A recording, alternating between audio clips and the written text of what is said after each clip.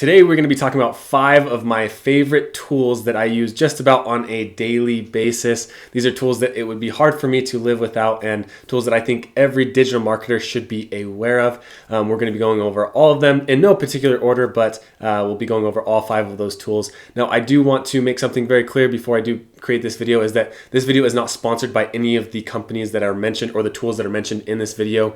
These are 100% my opinions, and the reason why I'm sharing this video is because I think it would be helpful for a lot of the people that are following the channel to kind of see the tools that I use to help either make things more efficient or get better insight or better data or write better, have better writing essentially. So all sorts of things like that. Now, that being said, there are links to all of these softwares down below in the description. Those are affiliate links, so if you do click on those affiliate links and sign up for the softwares, it does help support the channel, so I do appreciate that. But of course, you do not have to use the affiliate links if you wanted to go through and sign up through another means, but I do appreciate when you use the affiliate links.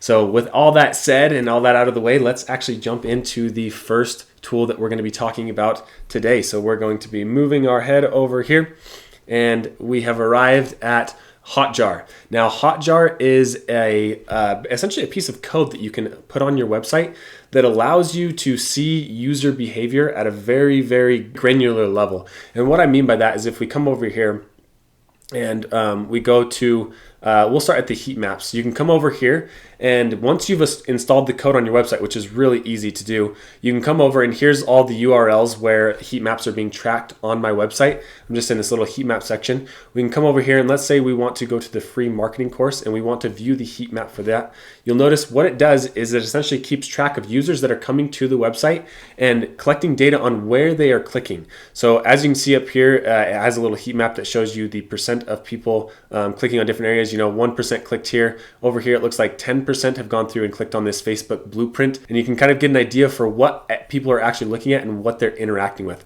So people clicking on these links right here, and that's where they're going. And then a lot coming up here and clicking on the YouTube channel or the search bar in that area. Now, on top of just seeing where people are clicking inside of Hotjar, you can obviously change the date range, and you can even come through and change it whether you want to see it on desktop or if you want to see how people are interacting with this page on mobile. And then you get an idea of where people are clicking on mobile as well.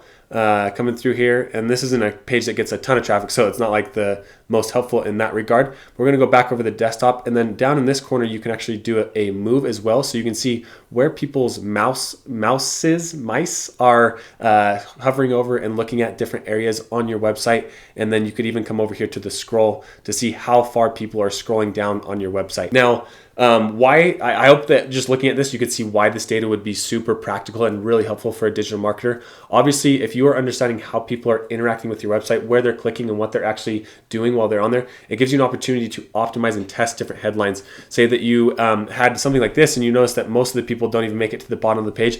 Maybe it's time to make the page shorter. Or maybe you have a certain CTA that's getting a higher click-through rate than others. You can go through and analyze that data and say, okay, why are people clicking on this one more? Maybe I need to analyze that and put it throughout my whole website. Now, this is just one of the features of Hotjar that I really like. And by the way, this is all on the free plan. This is the free plan that Hotjar has, which is really awesome. And they have a great upgrade plan as well. But if you come over here as well, if you wanted more insight into the individual user, what they're doing, you could come over to these recordings. And we're going to hit exit here. We don't want to take the survey. We're going to let this load in. And what it's doing is these are individual users. It tells you the country where they're from. It tells you the activation, what device they're on, what browser they're currently using. Let's go through and click on these. Let's maybe try this one right here. Hit this little play button. It's going to open up a window for us. And sometimes it takes a second for this to load through. As you can see, it's taking just a second here. But you can see this user came to the website. They scrolled through. They looked at all of these different things.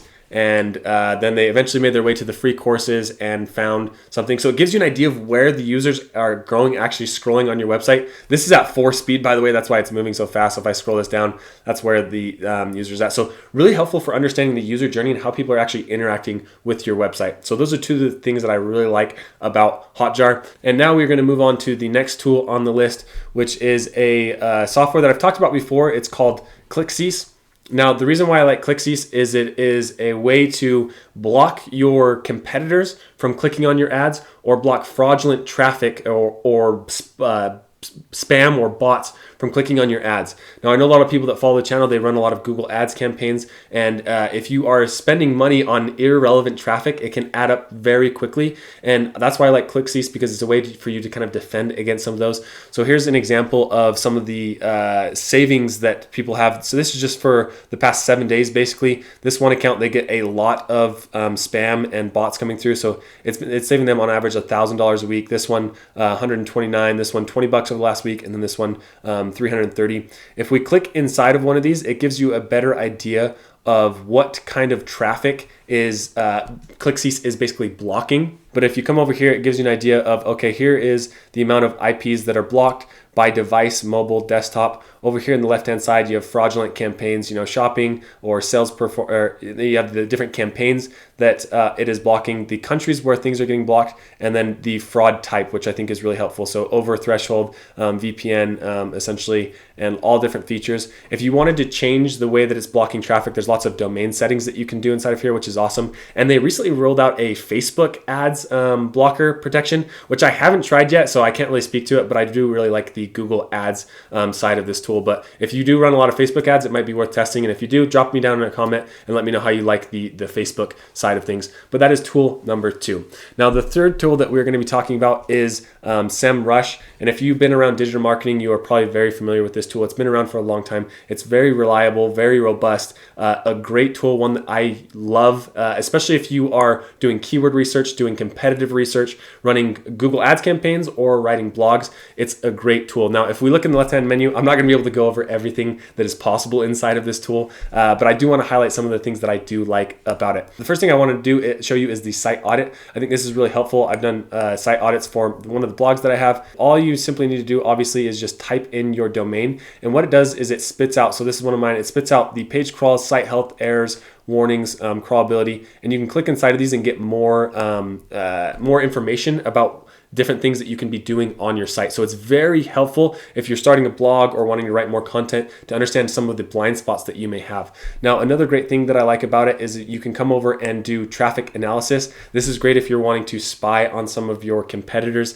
understand how much traffic they're getting, what keywords they're bidding on, things like that. So for instance, let's do Amazon.com. We'll search and see how much traffic Amazon gets and where that traffic currently comes from.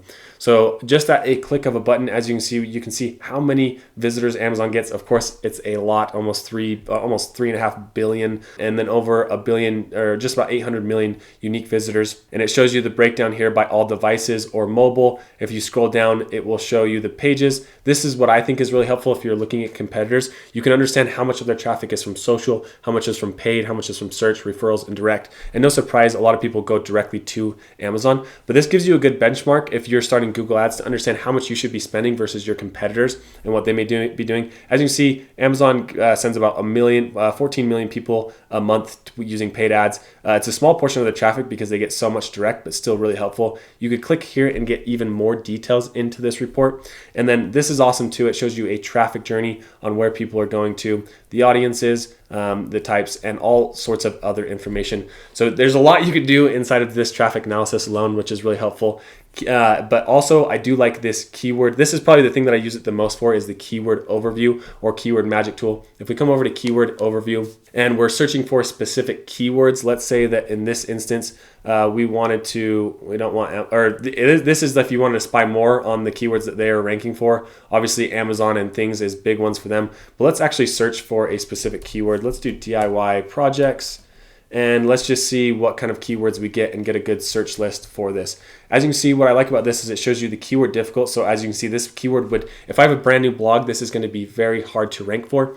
It shows you the different variations, which is really helpful. Different kind of questions that involve this keyword. And then it shows you the top results of what is actually showing up for that specific keyword. And you can see the referral domains, the backlinks, the search traffic, and the URL keywords, which is all really helpful. You can go through and spy on these people a little bit more to understand what makes their blogs ranking higher. Like I said, SEMrush is an awesome tool, and SEMrush is an awesome tool, and one that you could spend a ton of time just talking about. I don't want the full video to be just about this. I may be creating a separate video just to talk about how to use this because there's so many things that you can do.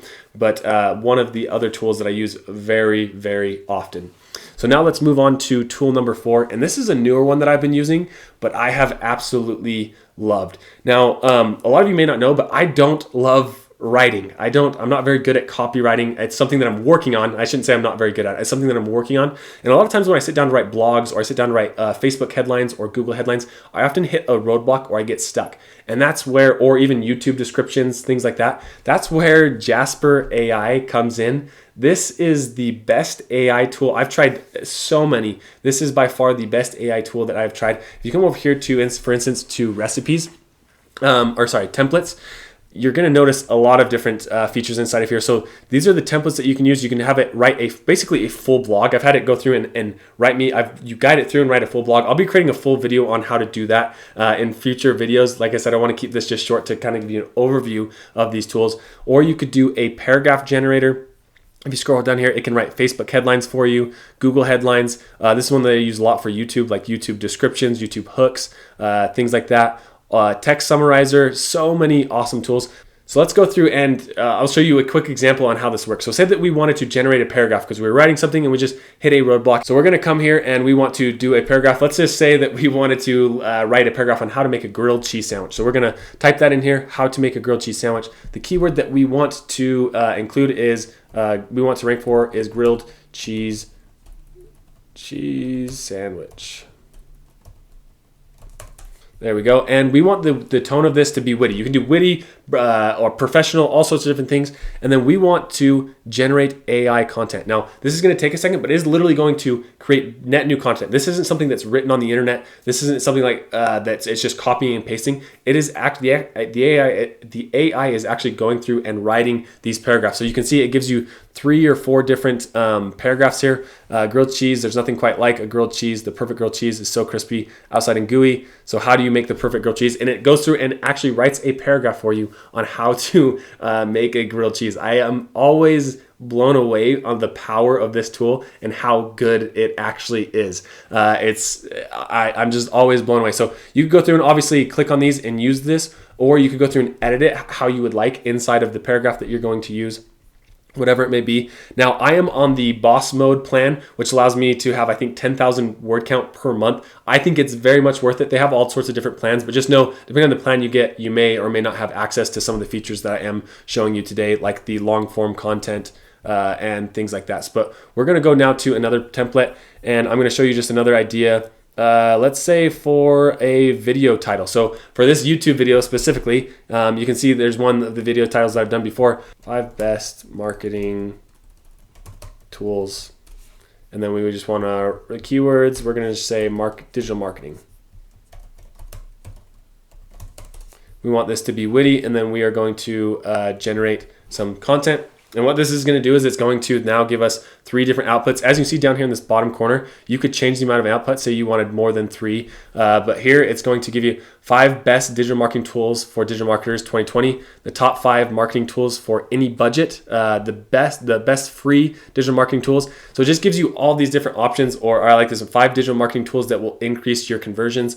So I use this often to get ideas. Sometimes I won't go with these exact ones, or I'll go through and generate different headlines to kind of get ideas. But it's super. I can't speak highly enough of Jasper AI. And like I said, this isn't sponsored in any way. It's just a tool that I am really a fan of, and I think it's very much worth the money essentially.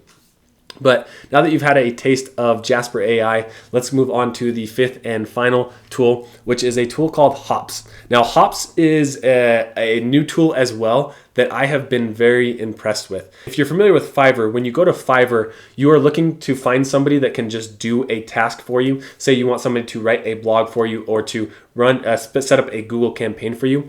Hops takes a different approach where it actually allows you to instantly get help in less than 5 minutes for specific questions for specific platforms. And here's some of the platforms that you could get help for. So I'm going to log into my account real quick. And you can see if you had a question on Facebook ads, you could get in touch with an expert in less than 5 minutes. Google Ads, Instagram, Google Data Studios, Excel, Zapier is one that I use often, MailChimp, Klaviyo, SEMrush. If you had questions on any of these and you wanted to actually learn or get on a phone, a very specific or technical question, and get on a call with essentially an expert in that field, you could go through and do that in less than 5 minutes. But you can see here, if I go to my past sessions, what I really like about it is after the session's over, they'll send you the whole recording. So you have it for your record, and you can go back and use that as many times as possible. And also another thing that is really useful, if you come over here to this video answers, they've created a library of and yeah, I know I say the library really weird, but they've created a whole library of common questions that people ask when it comes to Facebook or Shopify or WordPress. So say that you had a specific question about Shopify, you could filter this out and then do search here. And how do I change the color of a sales price? How do I change the default search box language? Like very specific technical questions. If you go through and search inside of their database, chances are they might have it inside of there. And if not, then you can hop on a quick call with one of their experts. And the call can be as long or as short as you would like it to be. And there you have it. Those are the 5 digital marketing tools that I currently cannot live without, ones that I use on a very regular basis. And I hope you find value in the video today. If you did, don't forget to hit that subscribe button. If you're looking for more videos, check out one of the 2 up here that YouTube is recommending to you, and we'll see you in the next one.